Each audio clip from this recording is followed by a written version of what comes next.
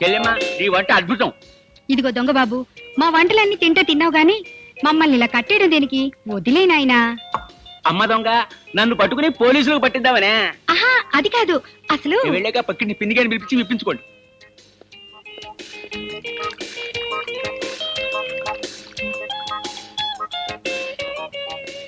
Dinner దాతా సుఖీ భవ. ఇదిగో అమ్మ నీ వెండి కంచం, కాస్త జాగ్రత్తగా దాచుకో. అసలు ఈ రోజులు బాగాలేవు. వస్తా చెల్లెమ్మా. వస్తా బాబు గారు. ఇదిగో దొంగ బాబు, నా కట్లు విప్పినా విప్పకపోయినా పర్వాలేదు గాని ఆయన కట్లు మాత్రం విప్పేసి వెళ్ళిపో ప్లీజ్. ఆహా ఆహా, ఇంకా ఈ దేశంలో ఫుడ్డు బెడ్ దొరుకుతున్నాయంటే కారణం పతిక్షేమం కోరే నీలాంటి మహాపతివతలు ఉండబట్టే చెల్లెమ్మ. అనసూయ, అనసూయ.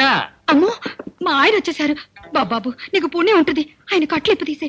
మీ ఆయన మరి ఈయనెవరు? ఆయన పక్కింటాయను. ఛీ, పతిత నీచురాల. ఈ పవిత్ర భారతదేశంలో ఆడదానిగా పుట్టి పట్టపగలు పరాయి మగాడితో కులుకుతున్న కులట. నో నో, ఈ ఘోరకల్ని నేను సహించలేను. ఈ అన్యాయాన్ని నేను భరించలేను. I just can't bear. ఏం చేస్తుంటావు నువ్వు? చెక్ పోస్ట్ ఇన్స్పెక్టర్ని. చెక్ పోస్ట్ లో చెక్ చేస్తే సరిపోతుందా? కొంపలో చెక్ చేసుకోగలదా? డబ్బు సంపాదించగానే సరిపోదయా? పెళ్ళాన్ని సుఖపెట్టని నేర్చుకోవాలి. ఇంతకీ ఏం జరిగింది? నా చెల్లెలు రాంగ్ రూట్లో వెళ్తుంది. అసలు నువ్వెవరు? దొంగని. దొంగ దొంగ